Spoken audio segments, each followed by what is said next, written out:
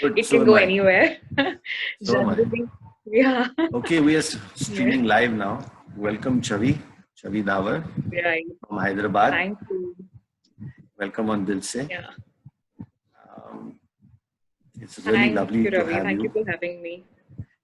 Yeah. So it was just a chance. Uh, I think you liked one of my previous conversations or the previous video with another uh, guest, and I really liked what I read in your bio, and I said I have to reach out to you because child safety activist.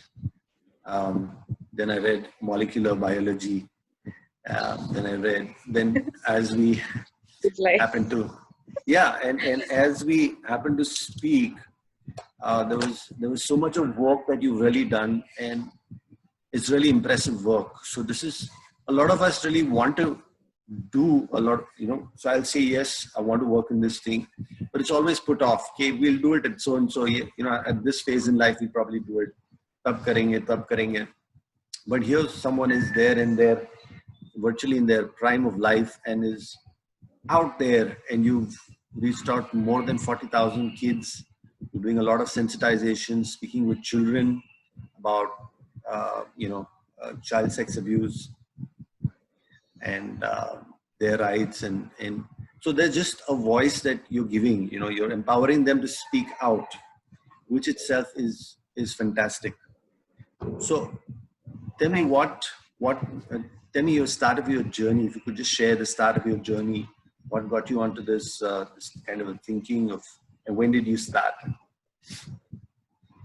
Yeah.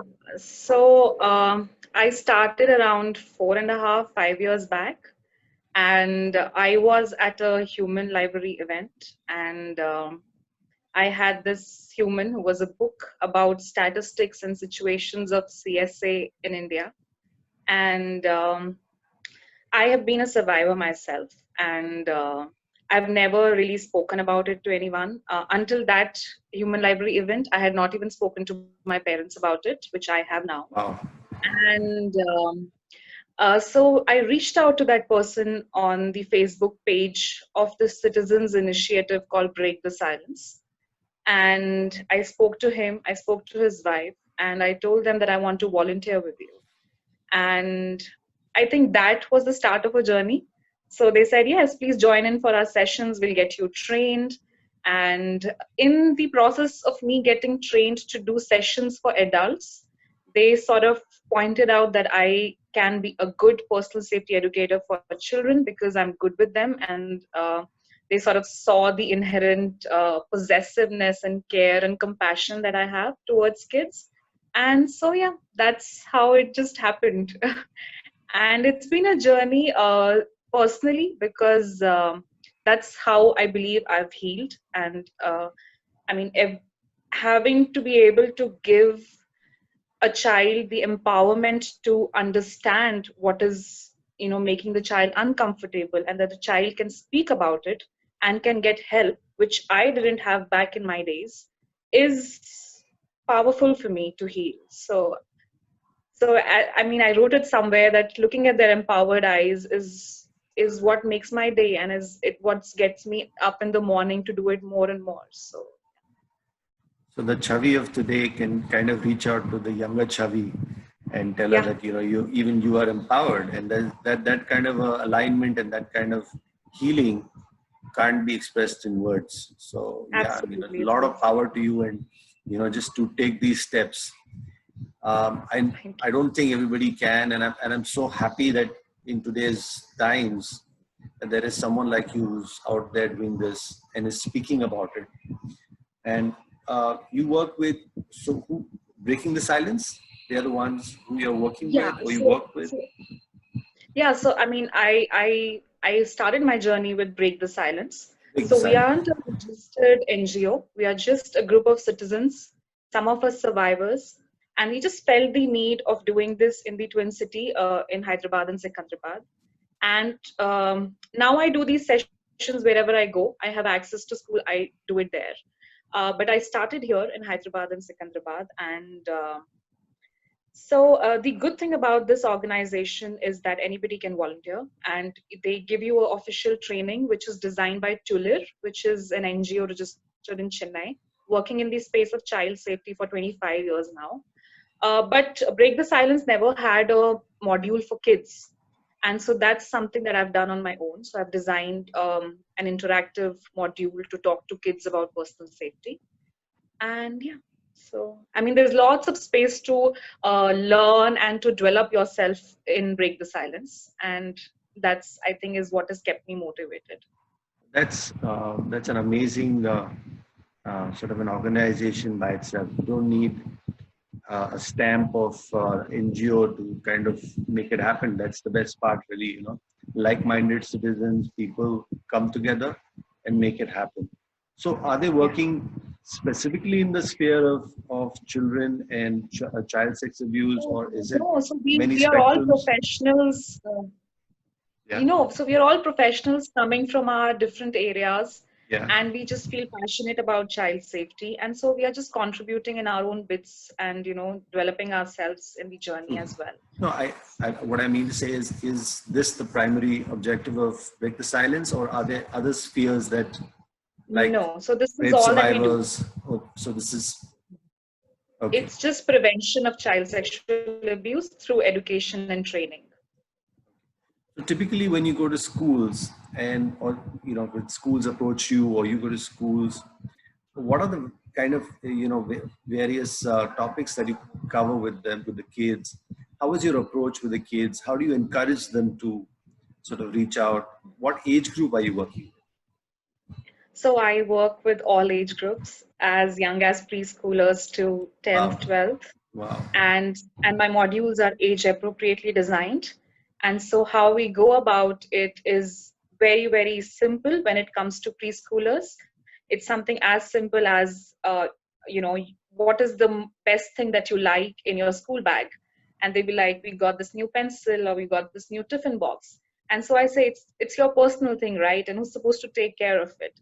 And they would all say that we are supposed to take care of it. So with such examples and associations of what do you mean by personal, what do you mean by safety, I bring in the concept of understanding your body.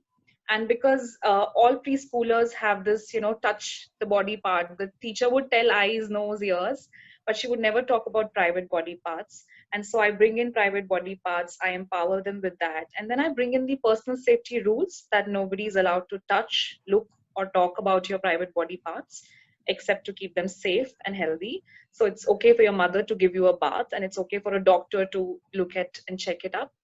And so this module sort of adapts as we go up in the higher classes. So then the idea of consent, the idea of personal space, the idea of gender and puberty related issues, menstruation comes in. So, I mean, the module actually adapts itself depending on the age group that I'm addressing to. And yeah, so that's how it is. So, what I mean, typically, what would be the signs that one should look out for? So, if there are parents watching watching this live session, and if like I have two kids, so if there are parents like me having kids, what are the telltale signs typically? Because it's not always obvious. The children, I mean, there are obvious things that a child could probably just go into silence suddenly if it's a chirpy child, but it's not always that way. And I've heard some Yeah. survivors. It's just not that. It's not very easy to sort of understand. So, could you just elaborate Yeah. on how So, would? I mean, this is Yeah, go on. Yeah, so this is something that I do with my sessions for parents. And so I tell them that it's not always easy to, pinpoint that this is the particular sign or symptom that my child is being sexually abused. So there's a huge spectrum of signs that they might display, from something as simple as you said, going into silence. Very chubby, very happy-go-lucky child is suddenly silent, or they are repellent of a particular adult, or they don't want to go up to somebody's house just all of a sudden. That's something for parents to look out for. If the child is having trouble sleeping, there is a a change in their study patterns, the grades are falling. I mean, all of this could point out to sexual abuse, but that doesn't mean that it is sexual abuse. So there are no outward signs there, oh, this is happening, so then it is CSA. But these are signs that parents should be very vigilant about. One of the things that have come out in my work is that suddenly kids start using certain sexualized language.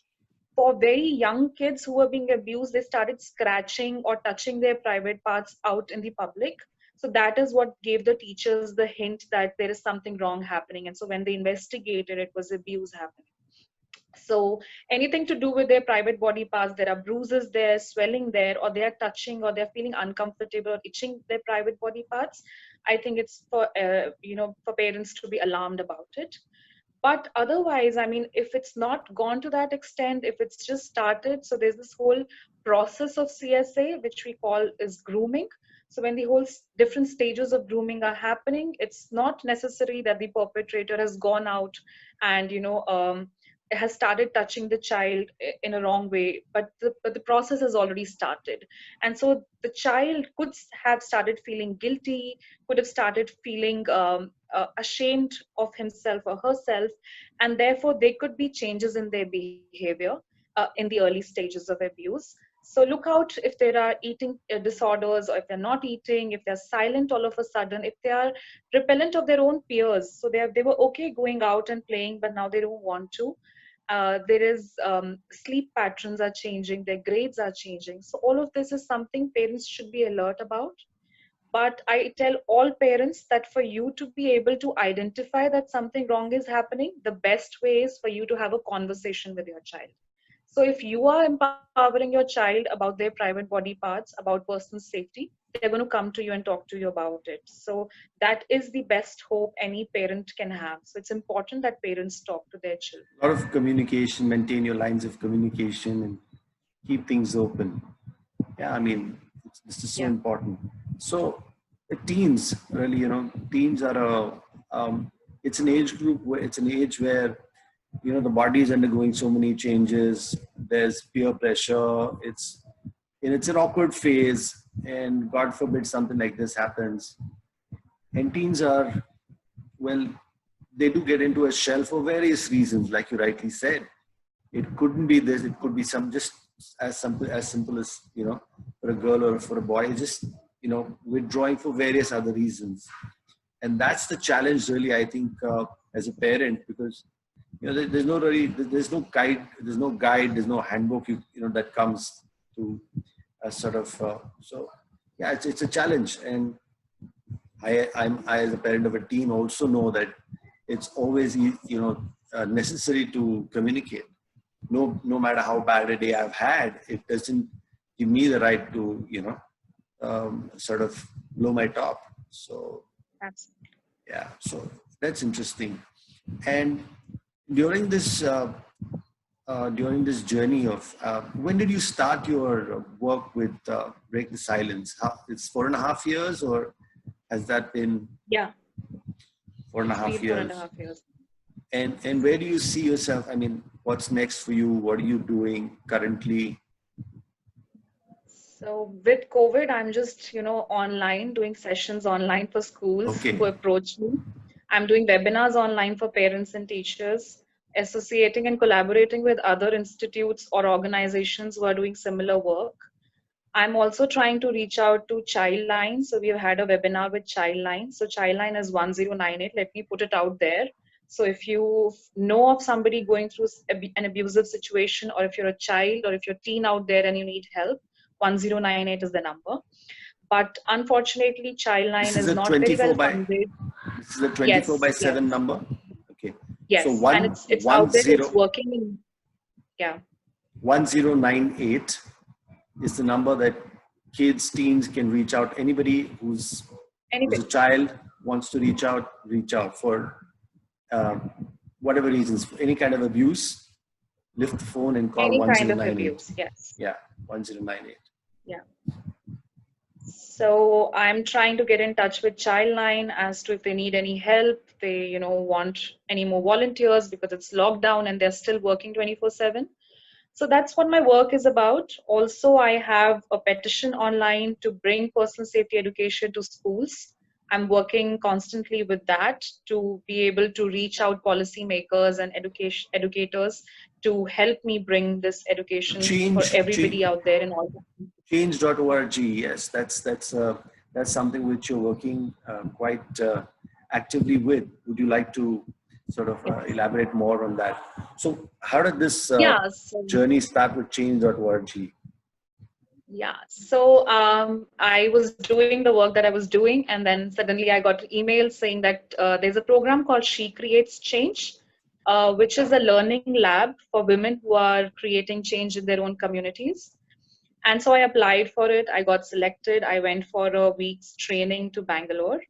And what they help you to do is sort of launch an online campaign to bring change.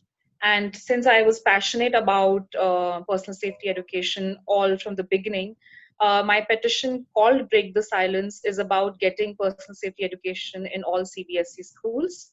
Idea is once CBSE does it, I can ask ICSE and state boards to follow, because asking all schools to do it might just not work because they come under different policymakers and different jurisdictions.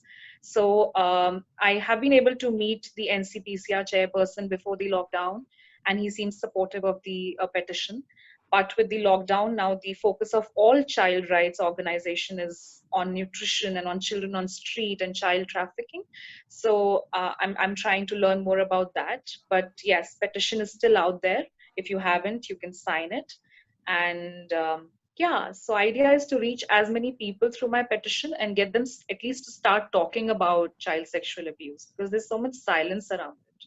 And maybe you could attach a link at the end of this, in the comment section Absolutely, I at will the do end of that. this Yeah. video. You could just attach a link about for change.org.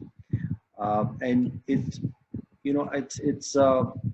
I would assume and I would think that the lockdown would has probably seen a spike. I'm hoping not, but it's just the worst case scenario to think that there'd be a spike in these kind of incidences. So don't you think that's something which is there like some way that you guys can are monitoring that? Is there a spike in more calls or more people reaching out, more kids reaching out? So there is, I mean, there were two schools of thought here, and we had a webinar with Childline and all organizations all over the country working in the field. And so there is for sure an increase in the number of domestic violence cases, which is in a way hampering the development of the child. But as far as CSA is concerned, because the kids are locked down at home with a family system around them to support, so there are not as many hikes in the number as we would see. But it's still scary because kids used to come to school, and teachers and peers were someone they could reach out to for help. So they don't have that. So if abuse is happening, the child is sort of trapped in the home with the perpetrator. However, fingers crossed, we are hoping that even the the non-abusive members of the family are around the child to take care of it. So there are these two sort of schools of thoughts that the child is in a family system and so is protected because the perpetrator won't get a private place to go about doing what he or she wants to do with the child. But there's also some of us who are really scared that if it is happening, if CSA is happening, the child is trapped with the perpetrator at home, and he or she might not have the power to just call 1098. So what we as all organizations are doing, or what I am doing, is try to reach out to all the schools that I did sessions with and talk to their teachers, because online classes have started. Around, yeah. And so yeah, so they can just leave a short comment by the end of their class saying that the 1098 is always there, or you remember Chhavi, she did a session, you can always get Awesome. in touch with her. So Brilliant, we are brilliant. just trying to put that out there, and we are just hoping that cases don't surge. There was a report, but then NCPCR completely declined it. That's not how, about it. That's not it is what it is. Of course, there's an increasing domestic violence, and for a child to even witness domestic violence is another kind of abuse and has different psychological impact. So, yeah, that. It's So wait, just bad. NCPR, what is NCPR? Could you elaborate? What is NCPR? NCPCR, yeah. So Sorry. NCPCR. So it's Okay. National Commission for Protection of Child Child Rights. rights. Okay. Yeah. So they are a central body that give us figures about domestic violence or about child rights or child safety. And Childline works very closely with them. So Childline sort of reports them. So yeah, so we get the numbers, correct numbers from them. So they approve it. And this is, of course, across carriers. So even if the kids have got access to, the child's got access to a mobile or a landline, just 1098 works. Yes, it does. So this is, have you, I mean, this seems to be restricted to Hyderabad, Secunderabad for the most parts. Are there other organizations working pan-India? Is there a larger body? Yeah. We know the umbrella now you say is NCPCR, but are there, Right. so for Maharashtra, for Karnataka, for Yeah, other so states? Maharashtra has Arpan. Arpan Okay, is now pan India basically. There okay, are other organizations, Rubaru, Works. There are many organizations, and Fold Bangalore is working in the field of child safety. So they're out there, many of them. So you could just go online, and some of them also have online help, their own helpline numbers other than Childline. So it's available online. okay. So that's such a interesting and a scary thought, in its own way, that we've got an infrastructure ready for this. That means, so we have access to phones today, mobiles today, but yeah, I mean, 30 years ago, 35, 40 years ago, the kids that have grown up with this, it's been, so I just shared with you that I was part of an all boys school, and there was one who was literally a female trapped in a male's body. So I have seen the trauma firsthand of the child. And when we recently met, and of course, she's undergone a sex change operation, but more power to her. And she also works with an NGO for women in abuse, in abusive relationships, and typically in divorce cases and things like that. And that's in the UK. Mhm. So there are a lot of people out there doing this kind of work. But do you think that now there's this new education policy coming where everything seems to be kind of being under one umbrella? So CBSE, ICSE, all of this is just going to get aligned into this one big body. So is that a good thing for you? Do you think you're going to be able to reach out more? A lot of other schools are going to kind of subscribe. Yeah. So, I mean, yes. So the new policy in terms of child safety is a very progressive one. They have given attention to it. And also the POCSO law, which is the Protection for Children Against Sexual Offences law, the Act, sort of had an amendment in 2020 in the month of March. And they have gone out and said that personal safety education is every child's right. So with POCSO being there and with this education policies talking about everything under one umbrella, I think it'll be very, very easy for us to bring personal safety education to all children alike. And that's one of the positives of the policy, as I would see it. But I mean, it's still a long way from implementing. And we still have a huge percentage of kids who are not going to school. And I'm not sure how we're going to include them. And with COVID and not the availability of internet, many of them have dropped out. So that's an issue as to how we reach out to those children. And so this is, I think we're talking about private schools, or are we talking of public schools that you've reached out to at such a large scale? Are public schools that open, So government schools? so I have done for private schools, I've done for government schools, I have done for public private partnership sort of schools. And so it's just whoever calls me, I go in and I try my best to reach out to as many schools as I'm possible. sure. What I'm trying to understand from your past experiences is how open is the government. So typically, if you try to approach a government school or a municipal school, so For example, in Pune, we have municipal schools all around. I don't know how open they'd be for someone to uh, Yeah.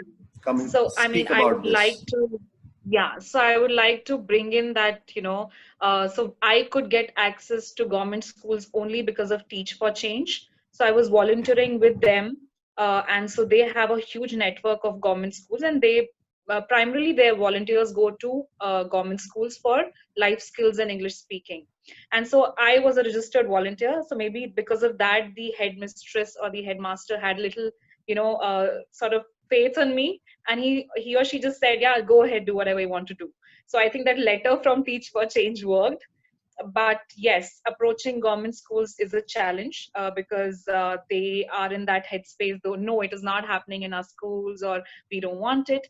And it's not just about government schools. Even the big schools, the big private schools out there, are not very open about doing these sessions.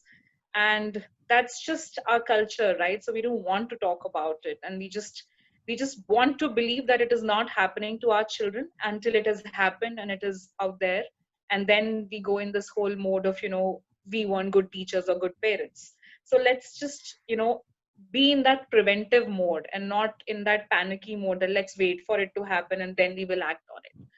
So yeah, it's just, I think teachers have to understand it too.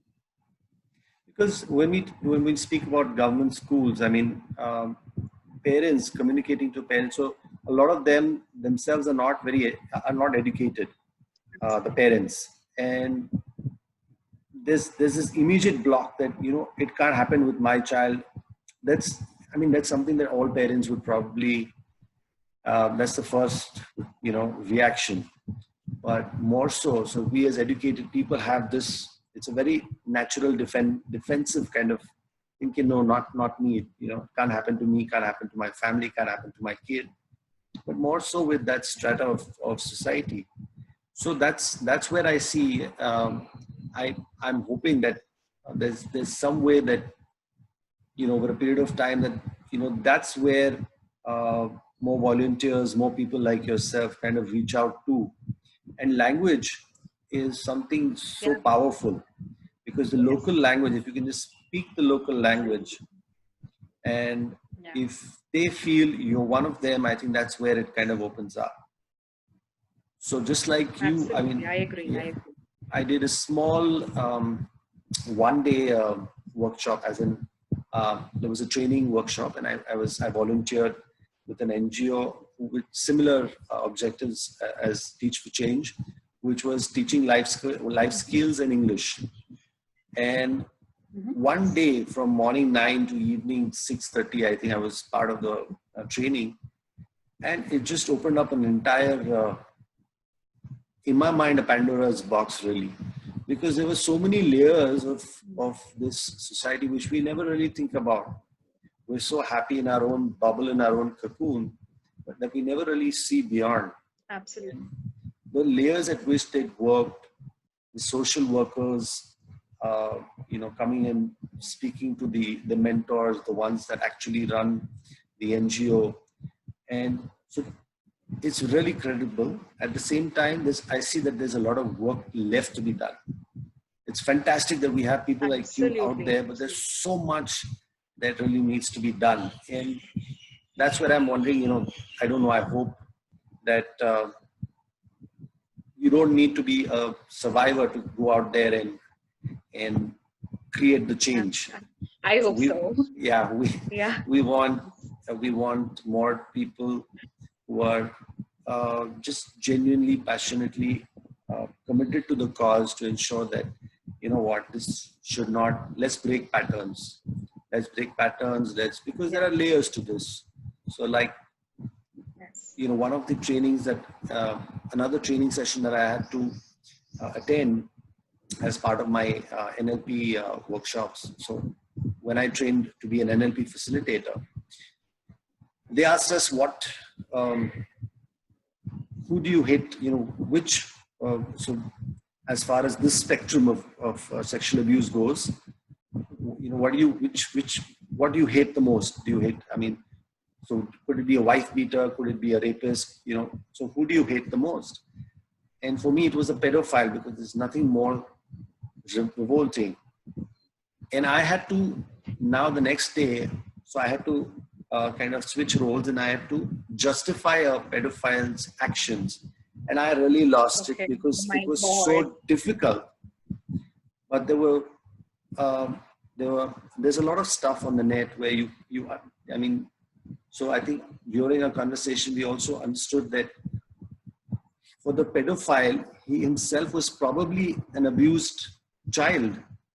And for him, this was the only way. I'm not justifying it, but it just blew my mind to see it or to read. And that's why I said, when I say break patterns, that it has to end at some point. Yeah, and this kind Yes. of this message needs to go out really strongly. Yeah. And I hope that, again, a lot of people take this on without the need, without being a survivor, so to say. And Yeah. so when I also refer to this surge, a lot of research, I think maybe you could validate it, is that generally this happens in home spaces. A lot of this abuse Yes. happens in home spaces by people known, the kid is very comfortable to that individual. Yes. Absolutely. Absolutely. So So that's 80% of the perpetrators are known to the child, are people whom the child trusts. So 80% of the cases, that's huge. So it is in a domestic setting, or it's in a setting where we have entrusted someone with our child. Let's say somebody who's taking the child to school, or somebody who's just taking the child for a drive, but most cases, it's a family member or somebody very close to the child. And yes, that is the statistics. So therefore it becomes, I think, all the more important that parents are the ones who are involved in the whole cycle of educating the child about it. Because that's why I tell parents always that you should be the first one the child comes running to if there is anything which is making the child uncomfortable. And that can only happen if you have started that conversation with your child. So that's where it becomes important. Also, to add to your point of that a child who was abused then goes on to become an abuser or a perpetrator himself or herself, which is very true. That is one of the impacts, behavioral impacts of CSA. So we have this whole spectrum of psychological impacts of CSA, from panic attacks to suicidal tendencies to depression. We also have behavioral changes wherein the child is unable to sort of you know grow up to be a normal child, because the whole essence or the innocence of the child is taken away because of the abuse. And also there are kids who were abused that go on to be perpetrators, and sometimes that's just because they don't know what they're doing. So we've had simple cases like, a child goes to the mother and says that bhaiya is playing this game with me, and we go and talk to that bhaiya and he's like, my coach is playing the same game with me, so I'm just playing this with another child in the society. So now even this perpetrator is not at fault because he doesn't know what exactly he's doing, and so it was just introduced as a game to the child. So therefore it becomes very, very important that we are doing these awareness workshops out there on the large scale, because kids don't know, they are innocent, and they learn from behaviors around them. They see and they start learning, and then they want to replicate it. And we've had, in schools, kids have watched pornography somewhere, and now they're coming to school and trying to replicate that with their own friends. And so that's a child, innocent. You can't be punishing the child for that. Rather, you have to go back and see from where the child has picked that up.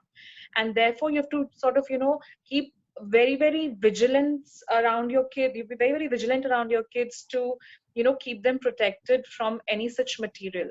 So also one of the impacts which now researchers are coming up with is the inability to identify your sexuality because of the abuse that you've gone through as a child. Because when the abuse happened, sexuality was introduced to you, one, at an age when you could not understand it, two, from somebody maybe of the same gender or same sex, let's say, and therefore your idea of sexuality can just resonate with that. And there could be feelings inside you of confusion, of not being able to identify or understand your sexuality. And I think therefore getting the child who's a survivor the right psychological and counseling help is very, very important. And that's where we can break the pattern and not make them, suffer and or go about doing something similar to someone else. So number one is I just hope that, I don't know, are the kids more fearful? Is there a fear? Obviously, there's a fear aspect when they have to speak about it to someone, and Yes. more so if it's someone in the close sphere of the trust, and the kid could probably feel, you know what, I don't know if I accuse this person, is someone going to stand with me? Yeah. So there are all these layers Yeah. to this, Yeah. and that's where I really appreciate the kind of work you do, because the child has got an option to speak to someone who's Yes. outside that sphere but yet trustworthy. And obviously the vibe that you give off to the children is of someone like, I can hold space in this, you can trust me, there's no judgment happening here. So yeah, I wish that you would reach out to more schools, or people like you also would reach out to more schools, Yeah. because I think it's really needed. And I don't know how it's going to happen, but yeah, I think this should be made compulsory. I think we need education, just the ability for kids to, express what they're going through. So confusion, I think that's spot on, because just a simple YouTube video, Yeah. it's so an ad in the middle or something before or after is it's so accessible to children. And we're seeing so many children with mobiles and tablets, in restaurants, at home, everywhere. Now it's, whether you like it or not, they're on their computer throughout the day. Yeah. So, it's the access is more easy. And we can only hope and pray that better sense prevails and things like this get identified at the right time, and fewer incidences happen over the next years to come. It's not gonna stop, but we can definitely hope that we can control. It's a very long journey. Yeah. Yeah. So fantastic! Thank you for speaking to me on this. It's We're not going to keep it we're not going to extend this very long, because we'll keep it short and crisp, so that the viewers can sort of look at it and take the main ingredients from this. So thank you very much. It's been a pleasure and very enriching. And I'm overwhelmed, kind of on the verge of speechlessness, really, because I can kind of feel what kids kind of go through. And so, yeah. So before, I start stumbling for words, I think we'll end the session. Thank you very much. Sure. Thank you for joining in. It's really been a pleasure. Thank you so much, Chhavi. Yeah, so Thank you for 1098. having me. And I just want to put one word out there. Yeah, sorry. So I just want to put one word out there. If you are a parent who is looking for some help, or if you're a survivor yourself who's looking for, just a hug or somebody who can listen to you, I'm available. I'm there on Facebook. Just drop me a message. I will leave the link for my petition and also my email address in the comments. So just reach out to me. I'm there for you. Fantastic. Thank you so much, Chhavi. People, please reach out in case if you just need some guidance. It's very rare to find someone like this who's just willing to speak, willing to communicate with you, and especially in today's times. So lots of respect, more power to your intent, and we really hope that you go on to do some great work across India. So see you again soon. Thank you so much. Thank you. Thank you so much. Thank you, Ravi. Thank you for having me. It was a pleasure. Thank you. It's a pleasure.